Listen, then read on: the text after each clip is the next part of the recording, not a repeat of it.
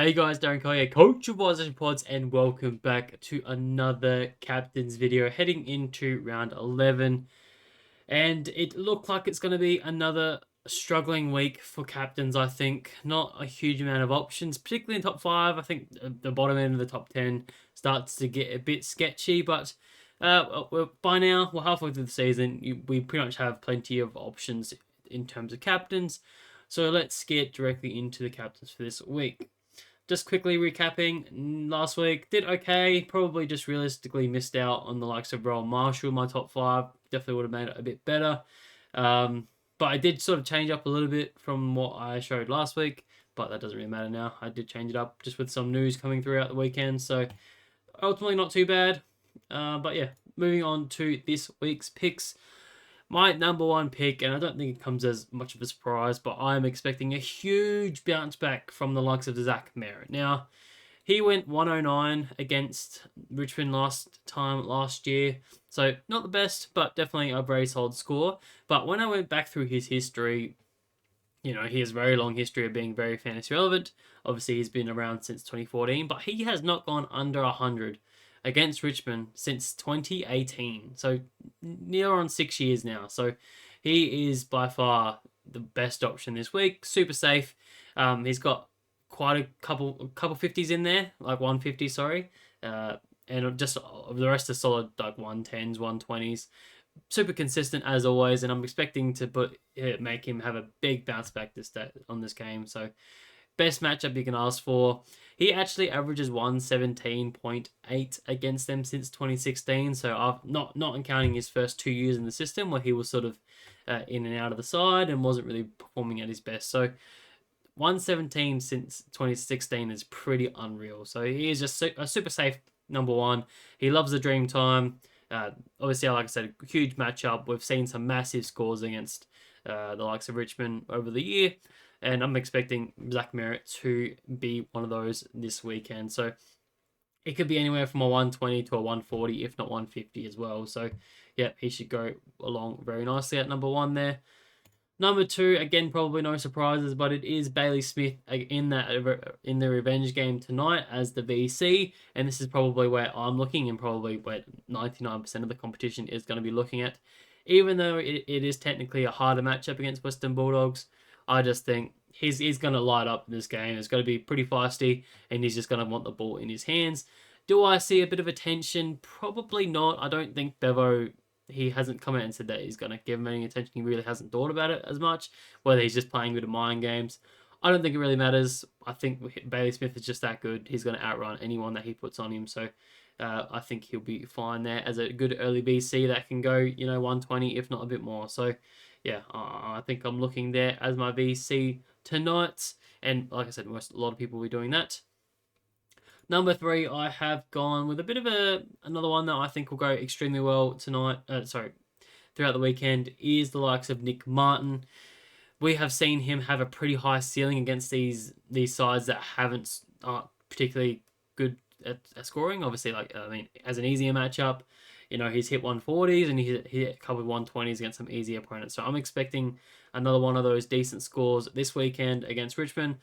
Richmond are actually the easiest matchup for wingers. We've seen the likes of, we saw Kobe last week, for example, go 111.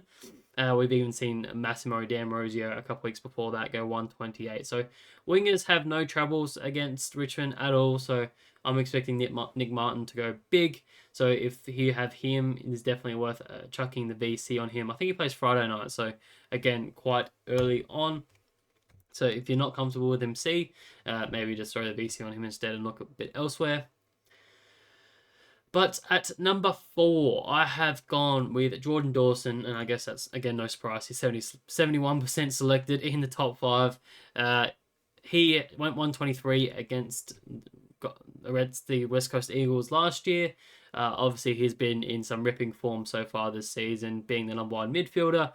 He just gets it done no matter where he is on the ground, whether it is midfield, whether it is forward, even drops back at some stages. He is just so good all over the ground with his tackles, his marks and whatnot. So I expect him to be a walk-up 120 this week against West Coast. Again, we've seen some pretty big scores against West Coast throughout the years. Not massive ceilings, but they're still very consistent 110s, 120s every single week. So again, expecting that's from him. He probably does have the caliber to go, that extra mile and probably put up a 130, 140 as we've seen in the last couple of weeks, or if not throughout the season. So I wouldn't be surprised to see him up there at that end. So he's a very solid option that you could look at. I think that's late Saturday, something like that. So is a very good option if you're looking at him as a VC. Oh, sorry, as a captain option.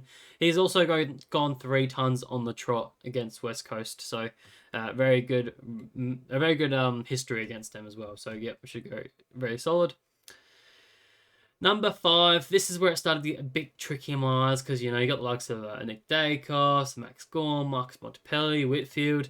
But I have just gone safe as houses and gone with Tristan Cherry. Obviously, he can't go against the form. He has gone, over 116 in his last 5 now. Yes, it's not as an easy as matchup this week. I can't actually remember who he's even up to against. Give me 1 second. This is terrible planning in my bath, but my bad. Well, who's he up against? He is up against Darcy Cameron. So not the worst matchup. He's just a very neutral matchup. But I'm expecting, North Melbourne don't mind it being contested, so it does end up that way. We know Tristan Cherry can rack up at the best of times, so I'm expecting him just to put up a very nice, solid ton there. So if you're really struggling for options, he is definitely a good fullback option. But I would probably be looking for the top 4 or 5 guys, top 4 guys, to look for those real big ceilings that I'm expecting this week. So that is my top 5 captains so far this week. I don't think anything's going to change unless, there's some laid outs and stuff like that. But moving on from top 5, my number 6 spot, I do have the likes of Nick Dacos up against the likes of North Melbourne. North Melbourne have been the easiest matchup for midfielders in the past 5 weeks. Now, I will say that he didn't make top 5 just because there is a potential that he does get a bit of attention. We all know Nick Dacos, there's always a potential that that's going to happen. So, unless there's undoubtedly nothing, there's no one that can go to him, then he'll come back into this top 5. But I think this week, we saw the likes of Lockie Neal get a bit of attention a couple of weeks ago. So, I just feel like there's going to be some sort of treatment to Nick Dacos here as well. So, yeah, be careful with that one if you're going there. But I still expect him to get a very nice score. We know what Nick Dacos can do at any stage. So, yeah, he's due for a big one as well. So, I wouldn't be surprised to see him go 110, 130 this week as well. Number 7th spot, I have gone with Marcus Bontempelli. He has just been super consistent since he's come back from his injury, averaging 106. Again, up against his old teammate in Bailey Smith, up against the Cats, very good matchup again.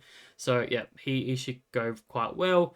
I just, the only reason he's down a bit further than what probably a lot of people have him is that the Cats, again, they just seem to always have a game plan to stop these big name players, and that is Marcus Bontempelli. So I would not be surprised to see someone spent on some time on him throughout this game tonight. So for those sort of reasons, I just haven't put him in my top 5, and I don't know if I see the big ceiling from him in this game, even though it is a very nice matchup. So yeah, he's a very nice one if you're looking at picking him up or looking to pick him up very shortly after his bye. Number 8, I have gone with the likes of Connor Rosie. He is down here up against Fremantle. Yeah, I'm just expecting the ball to spend a bit of time in the halfback. And with the likes of Butters being a bit underdone last weekend, and obviously Jason Orr-Francis is out, expecting Rosie to pick up a bit of that slack and just go a very nice solid ton for us again. Not expecting anything massive, but yeah, just expecting him to go quite well. So yeah, he's just super safe as houses back there. Hasn't only missed 1 ton so far since he's moved to halfback for the last 5 weeks. So again, super safe. Number 9, I have gone with the likes of Dane Zorko. Now, his history at the MCG is pretty rock solid. I think the last 4 games he's gone quite massive there. Only 1 dropping below 100. So I just think he goes quite well against the likes of Hawthorn. Hawthorn have been giving up a few points to halfbackers recently just with their pressure back there. So they're always just pushing and making them switch a fair bit. So I'm expecting Zorko to get a fair chunk of the ball.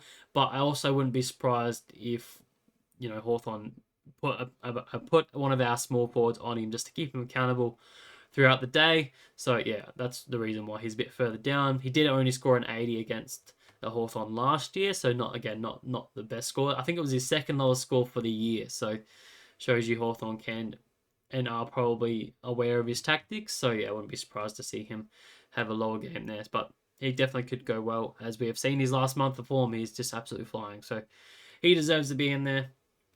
And number 10, I have just gone with Max Gawn.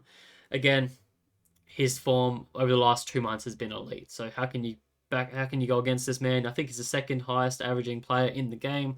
So he deserves to be in the top 10. Up against his old teammate in Brodie Grundy is the only reason why he is much further down than what he probably should be. Brodie Grundy seems to always get up for these games because, again, there's that grudge match against that. They can work together and they're ex-teammates as such. So we saw the likes of these two go head to head in round 0 last year, and Max Gawn only put up the 87. So that just shows you that Brodie Grundy can be a tougher matchup when he is on his absolute best. We probably haven't seen his absolute best so far this year, so he has been a bit of an easier matchup from time to time. So I wouldn't be surprised to see Max Gawn go a solid 110 again this week, as he has shown.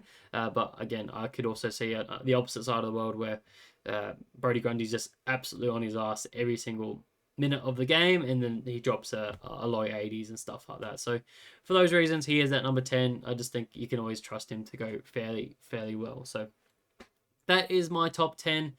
Let me know what your guys are doing this week. I can't.